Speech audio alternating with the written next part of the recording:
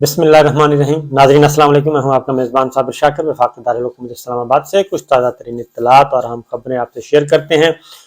आने वाले चंद दिन आपको पुरसुकून से गुजरेंगे, क्योंकि कोई उसमें हल्ला गुल्ला, बहुत बड़ा हल्ला गुल्ला नहीं होगा। पर्दे के पीछे बैकग्राउंड में बहुत कुछ हो रहा है। पसे पर्दा जिसको कहते हैं, ड्राइंग रूम्स में आपस में सर जोड़ कर बैठे हैं।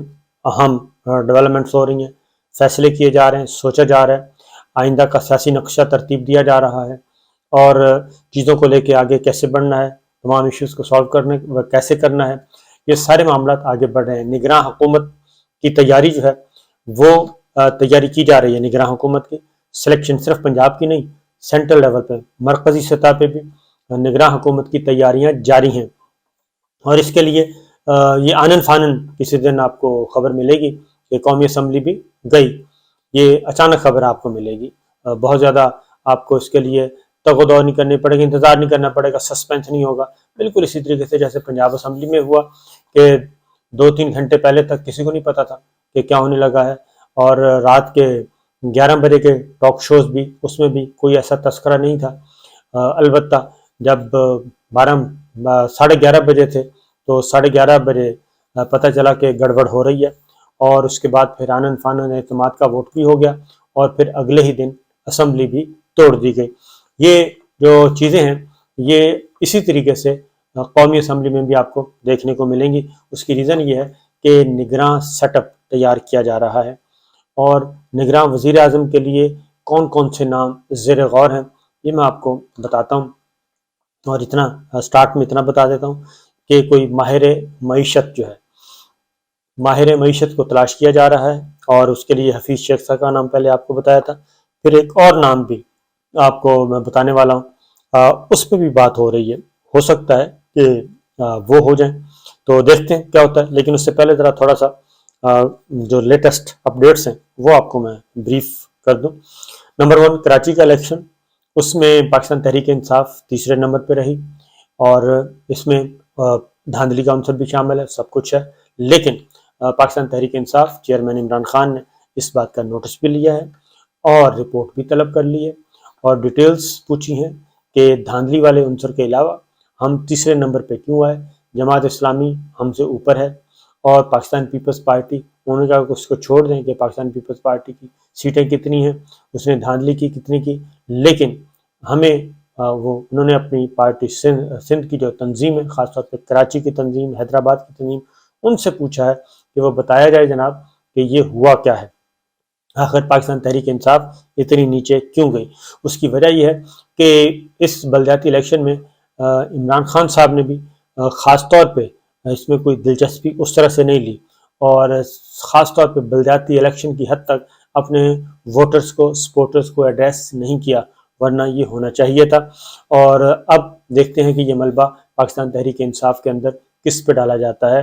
अली जैदी साहब, फरदौस शमीम साहब और दीगर, क्योंकि इसमें खुर्रम शेर जमान का जो हारना है उसको तो कहा जा रहा है कि उनको खान जानबूझ के हरवाया गया है, ताकि ये साबित किया जा सके कि पाकिस्तान तहरीक इंसाफ जो है वो गैर मकबूल हो चुकी है, क्योंकि वो MPA भी हैं, असम्बली में मौजूद हैं, लेकिन इसके बावजूद वो अपने एक छोटी सी UC से हारना, ये एक अचंभे की बात है। बहरहाल इसके साथ साथ एक और चीज़ भी तलाश की जा रही है, और वह है कि MQM को ये मशवरा किसने दिया, MQM को धक्का किसने दिया कि वो बाइकआउट करें। अगर वो बाइकआउट ना करती तो वो अच्छा खासा चंक उठा सकती थी, और मेयरशिप जो है वो इसी तरीके से इत्तेहादी जमातें जो आपस में मिल के मेयर वो बना सकते थे, MQM को मेयरशिप मिल सकती थी, पाकिस्तान पीपल्स पार्टी के साथ मिल के बन सकती थी। तो ये चीज़ें जो हैं अब MQM के अंदर भी ये डिबेट चल रही है कि आखिर ये मामला क्या हुआ, क्या उनको किसी ने मामू तो नहीं बना दिया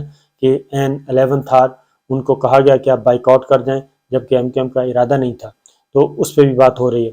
अब आते हैं उस आगे जी, क्योंकि जो मैं आपको कहता हूँ कि निगरान वज़ीर आज़म, माहिर मईशत, चीज़ें वहीं की वहीं हैं। वो चीज़ों जो मसाइल हैं पाकिस्तान के वो वहीं के वहीं हैं।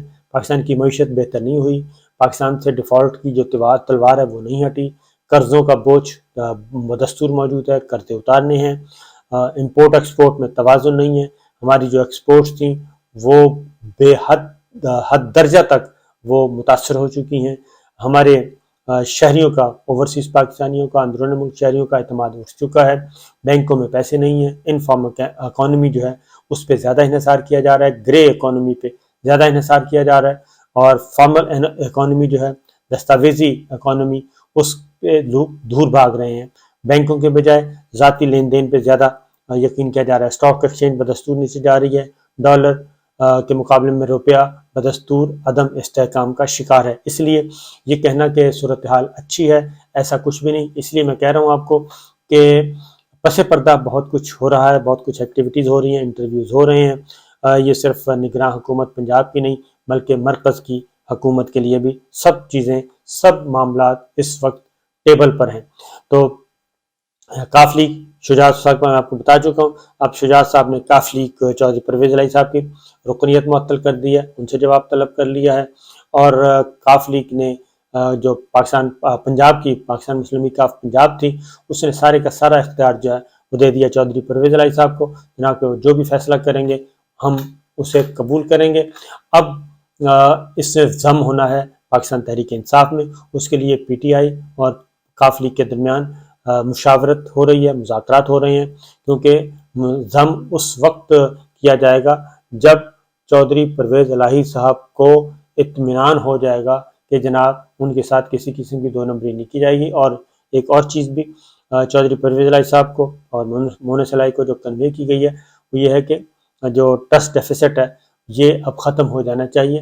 اور اس کے لیے جو پارلیمانی بورڈ ہے ٹکٹ کی تقسیم کا، اس میں چودھری پرویز الہی صاحب کی نمائندگی بھی موجود ہوگی، اور ہو سکتا ہے چودھری پرویز الہی صاحب بھی اس میں شامل ہوں جو ٹکٹوں کی تقسیم کی جائے گی. نون لیگ پارلیمانی بورڈ تشکیل دے چکی ہے، پاکستان تحریک انصاف دے چکی ہے.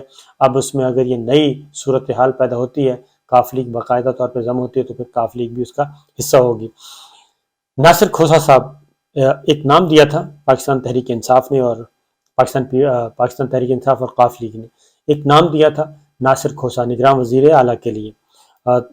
وہی ایک نام تھا جس پہ اتفاق ہونا تھا، کیونکہ چودھری پرویز الہی صاحب نے کہا تھا کہ ایک نام ہم دے رہے ہیں، اس پہ اتفاق ہو سکتا ہے. لیکن ہوا یہ کہ ناصر کھوسہ صاحب سے رابطہ کیا پاکستان مسلم لیگ نواز نے، اور اس ٹیلی فون کال کے بعد ناصر کھوسہ صاحب نے کہا کہ میں دلچسپی نہیں رکھتا نگراں وزیر اعلیٰ پنجاب کے لیے، اور انہوں نے کر لی معذرت. اب یہ ایک مہمہ ہے، کیونکہ ہماری اطلاع کے مطابق کاف لیگ نے بھی، پی ٹی آئی نے بھی ان سے پوچھ کے ہی یہ بات کی تھی، اور ان کی مرضی اور منشا شامل تھی. لیکن جو اطلاع آ رہی ہیں، اطلاعات یہ ہیں کہ ناصر کھوسہ صاحب کو مسلم لیگ نواز نے شاید ان کو ہو سکتا ہے کہ ان کو نگراں وزیر اعظم کے لیے کہا جائے، یا پھر کوئی اور ذمہ داری مسلم لیگ نواز دینا چاہ رہی ہو، اور پنجاب میں وہ کسی اور کو وزیر اعلیٰ، نگراں وزیر اعلیٰ کے طور پہ کسی اور کو بنوانا چاہ رہے ہیں. اور اسی لیے پہلے جو بات کی جا رہی تھی کہ یہ تعاون نہیں کریں گے، ہم بات چیت نہیں کریں گے کاف لیگ کے ساتھ یا پی ٹی آئی کے ساتھ نگراں وزیر اعلیٰ کے لیے، اب اچانک اس میں یو ٹرن لیا ہے نون لیگ نے، اور ملک احمد خان صاحب کو نمائندہ مقرر کر دیا ہے. اور ملک احمد خان صاحب کا پرویز الہی صاحب سے رابطہ بھی ہو گیا ہے. اب ملک احمد خان صاحب کون ہے؟ یہ نواز شریف صاحب کے پارٹی گروپ کے تو نہیں ہیں، مریم صاحبہ کے گروپ کے نہیں ہیں، یہ شہباز شریف صاحب کے گروپ کے ہیں. اور پھر شہباز شریف صاحب کے گروپ کے کیوں ہیں؟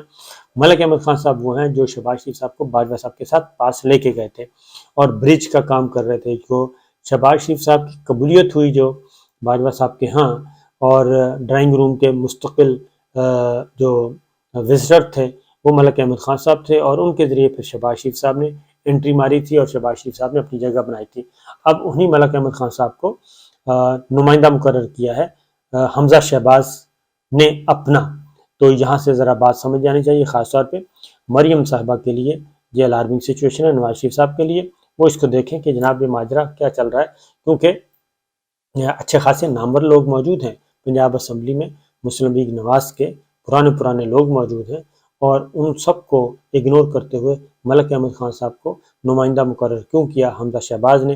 اور یہ حمزہ شہباز نے نہیں کیا، یہ شہباز شریف صاحب نے کیا، اور شہباز شریف صاحب نے نہیں کیا، یہ باجوہ صاحب نے کیا. تو سوچنے کی باتیں ہیں. اس کے بعد اس کے علاوہ جو اگلی خبر ہے وہ خاص طور پہ اب آتے ہیں واپس جو نگراں حکومت بننے جا رہی ہے۔ ہمارے پاس جو اطلاعات ہیں جی کہ ایک اڑتی اڑتی خبر آئی ہے، اور وہ بھی برطانیہ سے آئی ہے اڑتی اڑتی خبر بھی، وہ یہ ہے کہ یہ باتیں کی جا رہی ہیں کہ بیک ڈور چینلز پہ یہ ڈسکشن ہو رہی ہے کہ انتخابات جو ہیں، انتخابات کا ڈور ڈالا جائے یا نہ ڈالا جائے، یہ ابھی بھی دوبارہ سے باتیں شروع ہو گئی ہیں۔ اس کی وجہ یہ ہے کہ جو بھی گورنمنٹ اگر انتخابات میں اگر اس پہ نہیں ہوتا فوری طور پہ، کیونکہ پیپلز پارٹی اور نون لیگ فوری طور پہ قومی اسمبلی کے الیکشن نہیں چاہتی، یہ بادل نخواستہ پنجاب اسمبلی ٹوٹ گئی، خان صاحب نے کام دکھا دیا اور ان کو سمجھ نہیں آئی کہ یہ سب کچھ ہوا کیسے ہے، یہ ایک ہاتھ ہو گیا ان کے ساتھ۔ اب وہ کہتے ہیں کہ اب معاملات جا رہے ہیں قومی عام انتخابات کی طرف، تو Pakistan Peoples Party, P D M اور ساری جماعتیں وہ ابھی تک نہیں چاہتی ہیں، اور وہ چاہتی ہیں کہ اگر اس وقت الیکشن ہوتا ہے تو بہت زیادہ بھی زور لگا لیا جائے تو ہم سادہ اکثریت نہیں روک سکتے۔ بالکل اسی طریقے سے جیسے کراچی میں انہوں نے ایکسرسائز کی ایک بلدیاتی الیکشن میں، تو بہت زیادہ زور لگانے کے باوجود نہیں کامیاب ہو سکے، پاکستان پیپلز پارٹی نہیں کامیاب ہو سکی، اور بالآخر ان کو نتیجہ دینا پڑا، اور نتیجہ بھی وہ دینا پڑا کہ خود، حالانکہ پلاننگ یہی تھی کہ اتنے نمبر حاصل ہو جائیں پاکستان پیپلز پارٹی کو، جے یو آئی کو، نون لیگ کو، کہ وہ مل کے میئرشپ لے لیں کراچی کی، لیکن یہ دال نہیں گلی۔ تو اسی طریقے سے وہ کہتے ہیں عام انتخابات میں بھی یہ دال گلنے والی نہیں ہے، لہذا دوبارہ اس پہ چلے گئے ہیں کہ caretaker setup, technocrats, اور اس کے لیے کوئی ایسے ماہر معیشت مل جائیں جن کی انٹرنیشنل فائنینشیل کمپنیز میں اور جو معیشت کے عالمی ادارے ہیں، آئی ایم ایف ہے، ورلڈ بینک ہے، اور عالمی مارکیٹ جو اس میں ان کا اثر و رسوخ ہو، تو ذرا سوچیں وہ کون سا نام ہو سکتا ہے۔ وہ نام شوکت عزیز صاحب کا بھی ہو سکتا ہے۔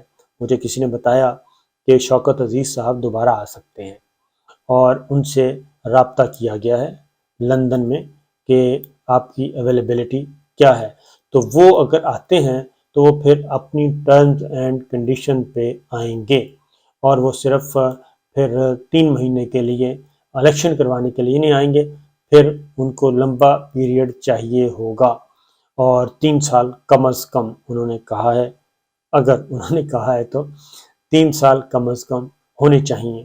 ایک نارمل سی بات ہے، بالکل اسی طریقے سے جیسے پرویز مشرف صاحب 99 میں آئے تھے تو 3 سال کے لیے پہلے جو ہے ٹیکنوکریٹ کی گورنمنٹ رہی، پھر الیکشن ہوا، اور شوکت عزیز صاحب نے پھر کنٹینیو کرا تھا۔ یہ میں ویسے مثال دے رہا ہوں، تو اس لیے اب بھی اس طرح کا کوئی ہو سکتا ہے بندوبست کہ شوکت عزیز صاحب آ جائیں، یا شوکت عزیز صاحب کی طرح کے کوئی ایسے نون فیس آ جائے، تو اس بات کا امکان موجود ہے، اس پہ بھی کام ہو رہا ہے۔ اجازت دیجیے، اللہ حافظ۔